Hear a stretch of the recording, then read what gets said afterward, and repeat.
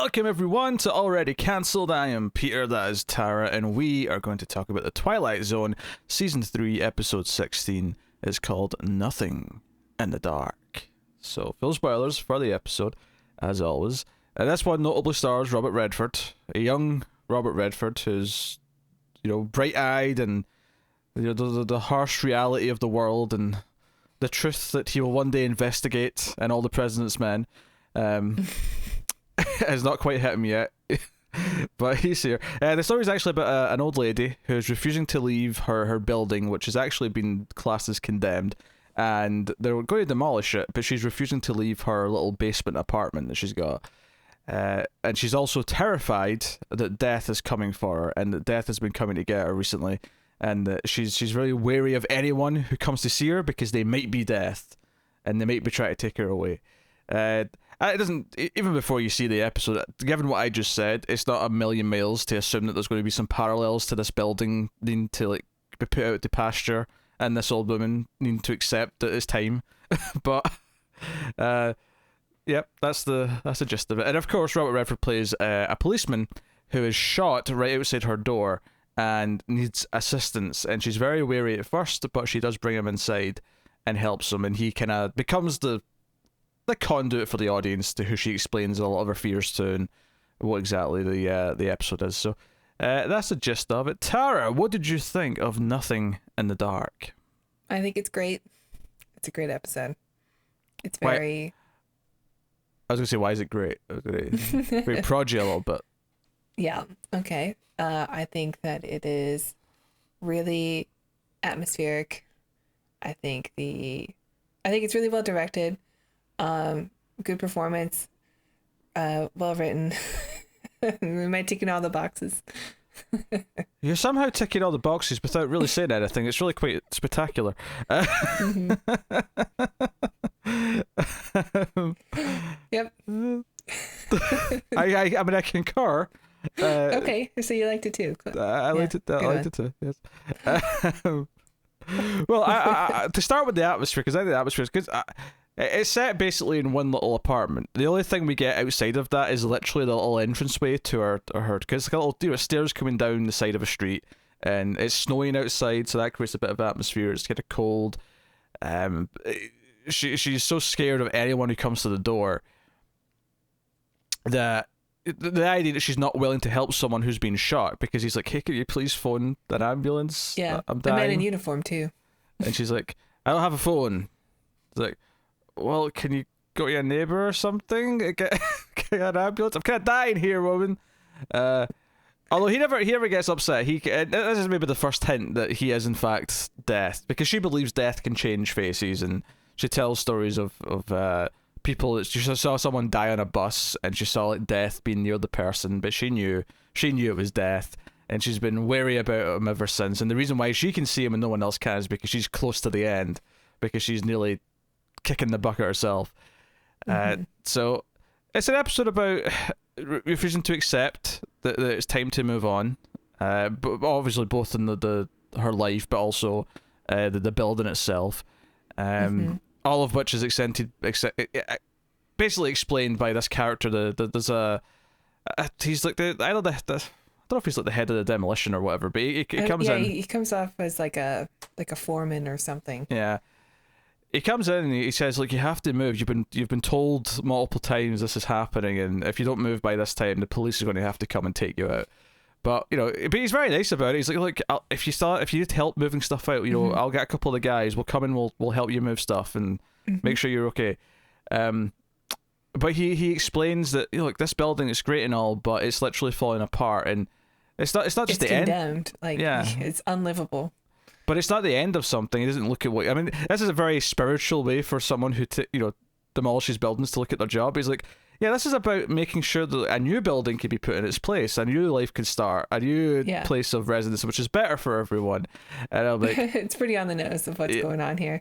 It's very on the nose, but it does kind of work. I will say, having not seen this episode before, the second this character comes in, because Robert Redford's over in the corner on a bed, like half dead, dying, bleeding out.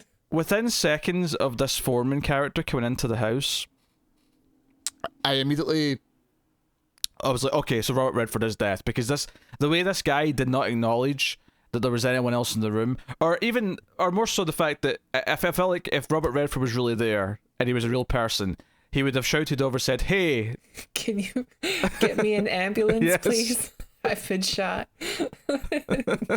I'm dying over here." It's pretty clear, and they don't really, after the guy leaves and acknowledges that there's no one else in the room but them, but him and the woman, then it's not like the episode's gonna be like, oh, is he death or isn't he? Like, yeah, okay, we get it now. Yeah, I mean, she figures it out at that point, which I think is I don't think it's supposed to be like a huge shock to us. I think, yeah, sure, we watch it from modern sensibilities. We're used to these types of twists, so maybe we're a little bit more attuned to look for the hints. But even at the time when it aired, I have to imagine that it wasn't supposed to be a huge shock to everyone, because by the time she accepts it, it's kind of fits the story of her character, which is, we know it's her time to move on and she's not accepted it yet, so we should be a little bit ahead of her in that this time. This is so us getting the twist. Death is coming for you. Yeah. You've had a long life. Like, it's about accepting that this is part of life. The end of life is part of life, because you have to make way for the new. Yeah, so her not realizing until after we do actually fits with her entire character. So that's very neat in itself. As I suppose the weird thing about it is that it's a very straightforward episode in that there's not really much of there's the slight twist that Robert Redford is death, but she suspects that he might be right from the start, and then it turns out to be him. So it's not a twist. It's more, the episode's very straightforward in that it's like, okay, this is the idea that she believes she's dying soon. At the end of the episode, she does in fact die. There's not really a swerve that says, oh no, the episode's really about this or that. It's just watching her accept that and get rid of her fear of death. And which, I think it's done really well. I think that it's written in a way that you kind of buy the natural progression for her acceptance. Yeah, and we've had characters like this before. We've had death type characters, but this is maybe the first time it's been so welcoming. He was the mayor in Jaws. Also was death in the second episode of season 1. Yes. So we've had this type of character a few times.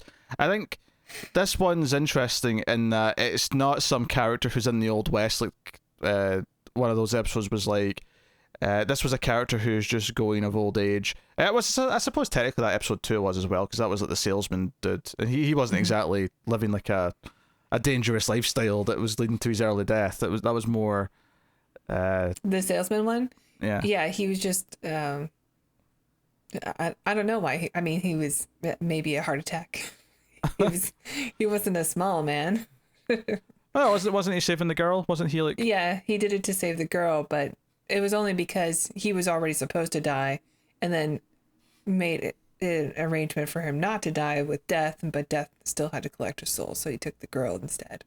This is a theme that we've been coming back to every so often in Twilight Zone, and I think this might be the best one of them, and it might be the best one just because all of the different elements just kind of click a little bit, and it's not because I think it does anything particularly smart with anything. It's just Redford's very charming.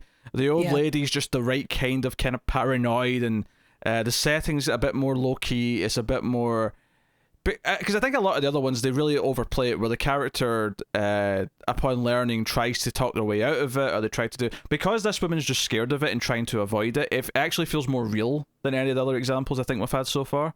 Yeah. Well, there was also the Civil War episode was kind of similar with the woman who refuses to leave the house because she's waiting for her husband and but again, somebody's just like, no, it's time for us to move on. Yeah, that's different though, because that's like afterlife stuff as opposed to. I mean, it's also like an allegory for the war itself. The South, the South moving on from the loss. Whereas this isn't get any extra of that baggage. This is just purely a woman who's scared of dying, and she's at that point in her life where she knows it's coming.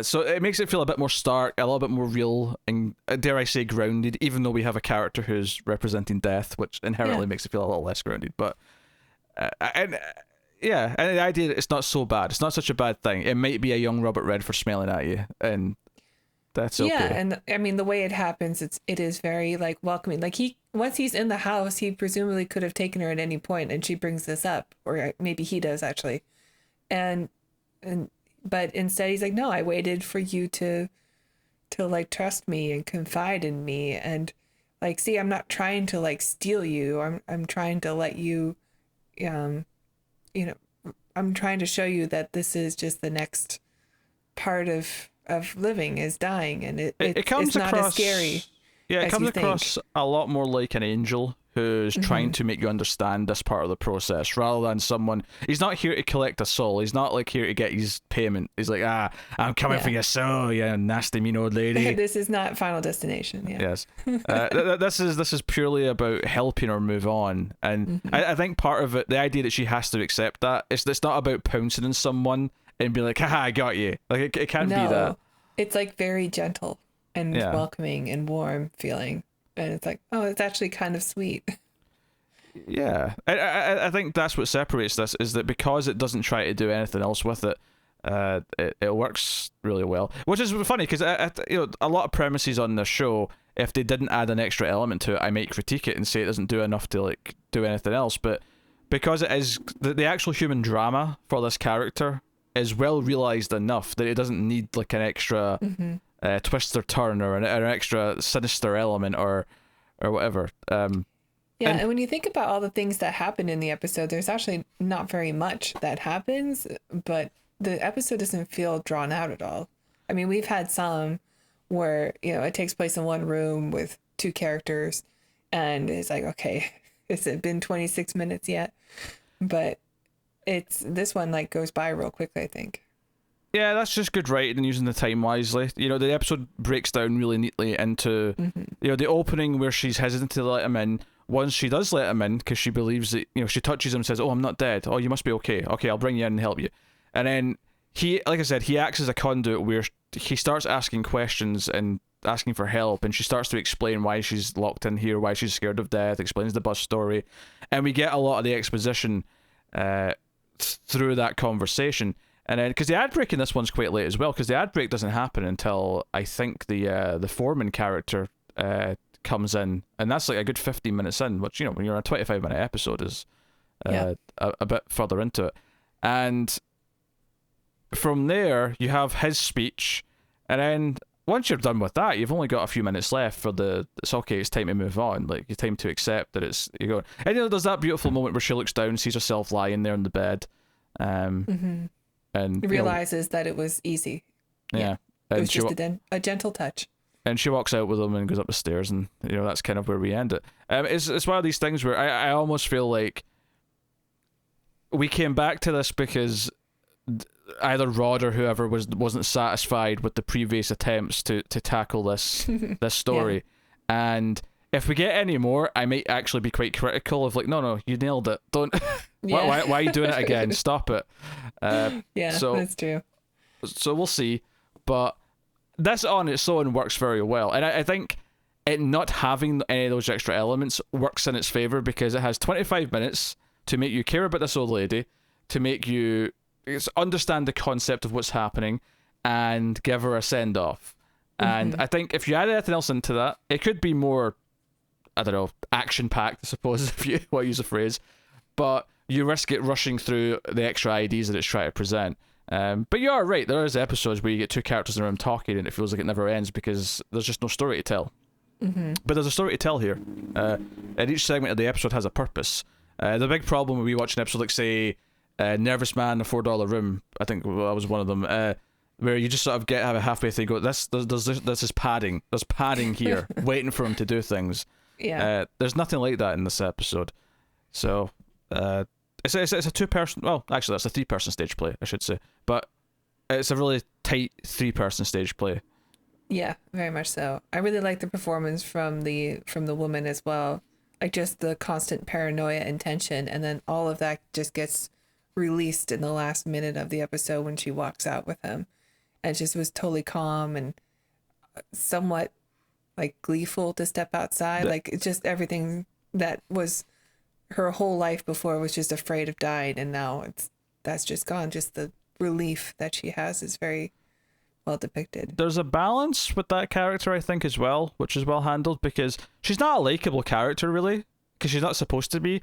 Like, you know, I think the easy tactic with this story could be to have, like, a sweet old woman who's very nice and, you know, gives out, you know, candy to the kids who come by, and she's very sweet to everyone, to try and make us, like, feel really sympathetic, to really like her, so that... But no, she's like this old crow who's like, nah, go away, I'm not going to death, I'm not going quietly into the good night, piss off. Like, you know, she could very easily, and I say unlikable, I don't think she actually feels unlikable when you're watching it, but she could have done. She could have came across as unlikable.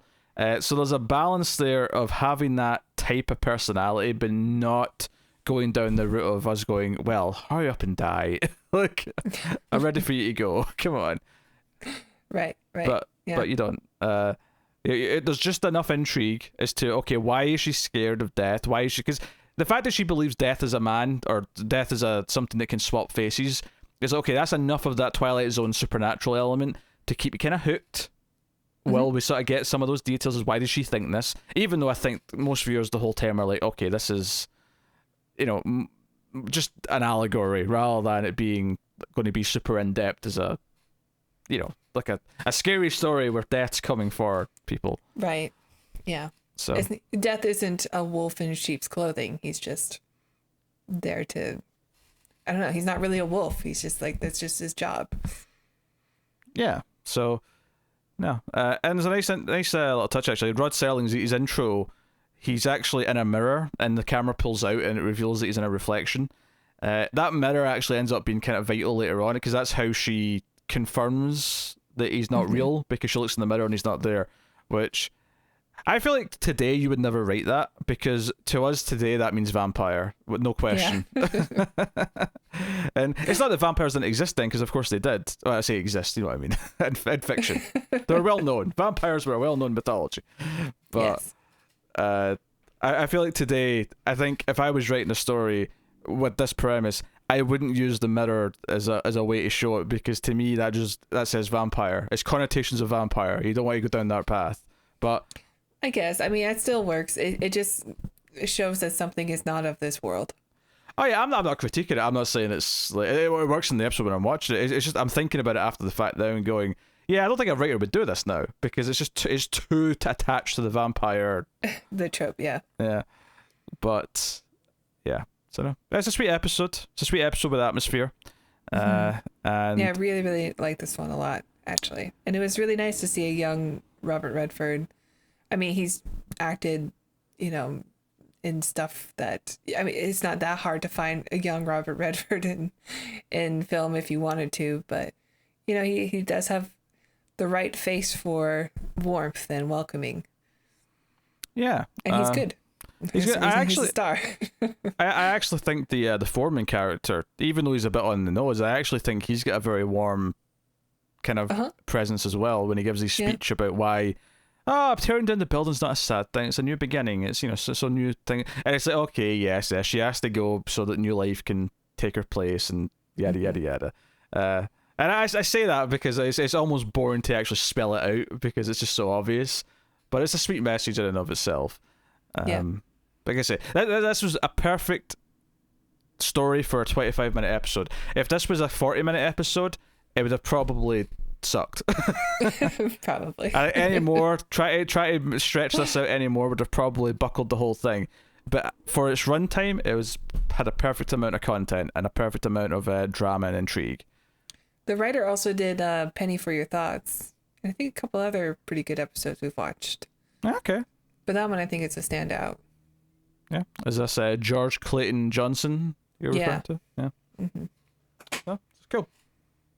It's a good episode. Really, really solid. So, next time, because Rod did come out and tease the next one, of course, as he always does. And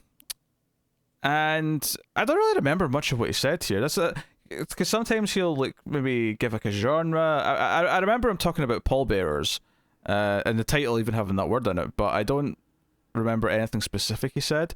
But here's the description IMDb for the episode, which is called One More Pallbearer. Wealthy Paul Radin tries to get 3 people from his past to apologize to him by offering them shelter from a staged and phony nuclear war scenario. I don't know what this episode is. I This don't remember. It doesn't sound familiar at all. That sounds great. I love the idea of someone tricking other people into thinking there's a nuclear war going on, so they have to hide in his bunker. It's one way to get friends to hang out with you. There's something really funny about that to me. This is a Rod I've Serling. actually called you here to play a game of Risk. This is a Rod Serling written episode, so Okay. so we'll Expect see a how little it goes. comedy then. Expect a lot of comedy. So no, we'll see. We'll see. Yeah. I mean, from here on, it's all new territory to me. So I unless there's a really famous title that I recognize because it's just in pop culture, this is all unknown. Oh, really? Yeah. I mean, there's some famous ones we haven't come across yet, like the Nightmare at 20,000 Feet. Yeah, I'm familiar with that that one. one. You know. Yeah. Yeah, but that's because it's been, Deserve Man. but that's only because it's been parodied so many times. Right. Yeah. You know, I've definitely seen the clip of Shatner saying there's something on the wing because it's just the famous clip. So anyway, so that's next time on the Twilight Zone. You can let us know what you thought of this episode in the comments below. Please do like and subscribe, all that stuff. You can get us on the Twitters at mailed_fudge for channel updates, and you can support us a couple of different ways. You can simply like and subscribe and those things because those help us on YouTube and help us find more audience members. But you can, of course, support us financially, can't you, Tara? That's right. If you enjoy the reviews, please check out our Patreon page. It's patreon.com/MildFuzzTV. And if you donate as low as $1 per month, you will get access to bonus episodes for other shows we do. And if you donate $5 per month, you will get access to these episodes 1 week early. So please head over and check that out. Thank you. Yeah. So that is us. Thank you once again for watching or listening. We always appreciate it. Keep watching TV in the Twilight Zone.